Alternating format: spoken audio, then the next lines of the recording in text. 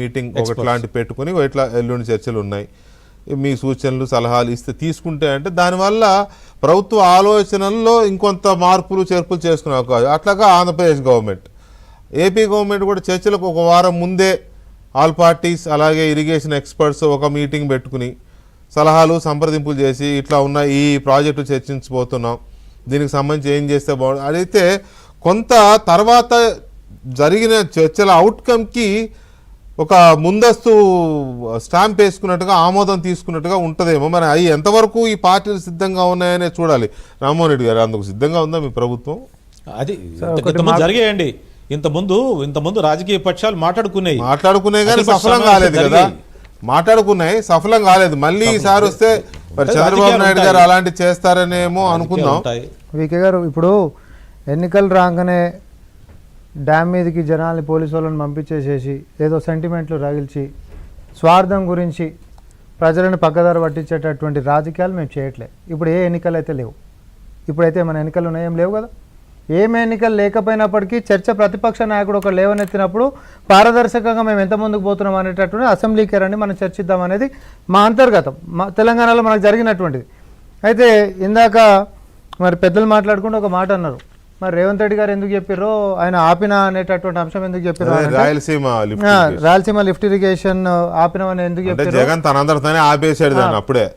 దాన్ని అయినప్పటికీ కూడా గఫూర్ గారు ఒక మాట అన్నారు, మరి రేవంత్ రెడ్డి గారు చెప్పింది తప్పు అని అన్నారు. తప్ప లేకపోతే మార్చిలో ఎక్స్పర్ట్ అప్రైజల్ కమిటీ, మొన్న ఎప్పుడు 2025 మార్చిలో ఎక్స్పర్ట్ అప్రైజల్ కమిటీ వచ్చింది.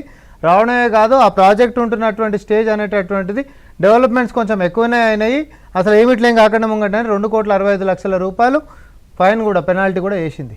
ఇది వాస్తవమా కాదా మరి మీరే చెప్పారు. ఎందుకంటే మనం లైవ్లో మాట్లాడి మా ముఖ్యమంత్రి వర్యులు మీరు తప్పు అని అన్నప్పుడు జరిగినటువంటి వాస్తవం గుర్తు చేయాల్సినటువంటిది కూడా మాకు కూడా ఉంటుంది.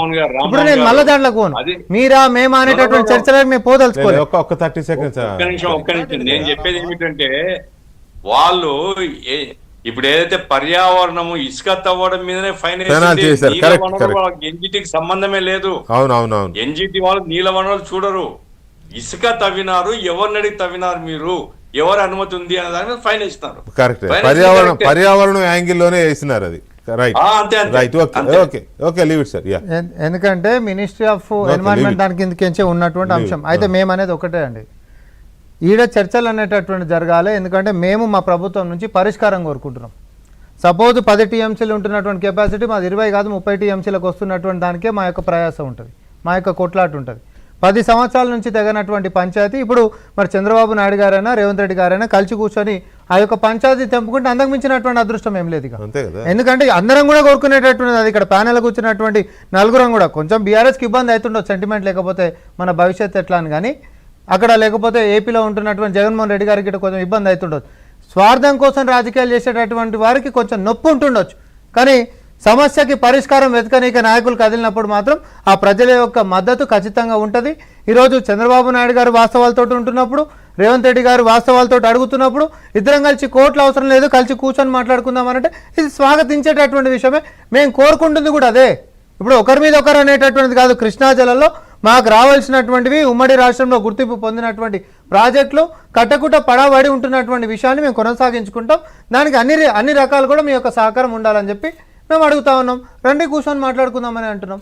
మా ప్రాజెక్టులు ముందుకు పోతాయంటే మేమెందుకు వద్దంటాం సార్? అట్లని చెప్పి వాళ్ళకు ఉంటున్నటువంటి వాళ్ళ దాంట్లోకి మేము పైపేసి నీళ్ళు గిట్ట తోడుతున్నామా? తోడుతున్నాం కదా. వాళ్ళ వాటాలైనా మా వాటాలైనా చట్టాలు ఉన్నాయి. వాళ్ళ బావిలో మీరు బకెట్ వేయొద్దు, మేము వేసేది లేదు. మీ బావిలో వాళ్ళు బకెట్ వేయొద్దు లేదు, కానీ ఉన్నది ఒకటే బావి ఇద్దరి మధ్యలో. కాబట్టి ఎవరు గిలకాలో వాళ్ళు బకెట్లు వేసుకోండి. ఒకటే బావి ఊళ్ళలో చూస్తాం కదా మనం, బావి ఒకటే ఉంటది, అటు గిలక ఇటు గిలక ఉంటది. తెలంగాణలో చెప్పాలంటే పొత్తుల బావి అంటారు, అదే పాలల మధ్యలో బావి ఉంటది.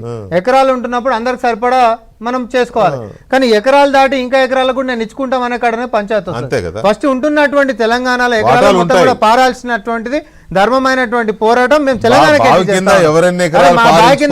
పారాలనా వద్దా అని ఇంకోటి ఆనుకొని ఉన్నటువంటి పొలం అంటున్నాం మేము. ఇది పారాలే కదా, దాని గురించి కూర్చొని మాట్లాడదామంట.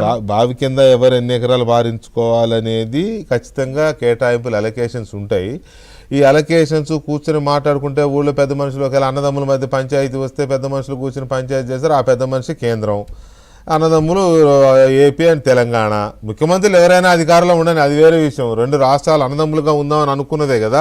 సో ఇక్కడ పాయింట్ ఏంటంటే మల్ల యాదవ్ గారు అసలు ఈ చర్చల ప్రాతిపదిక, చర్చల ప్రస్తావన అనే దాని మీద ఏమైనా బీఆర్ఎస్లో ఏమైనా చర్చ జరుగుతోందా ఏంటి? ఒకవేళ చర్చలే కనుక ముందుకెళ్తే రెండు ప్రభుత్వాలు మనం ఎలా వ్యవహరించాలి ఒక ప్రధాన ప్రతిపక్షంగా తెలంగాణ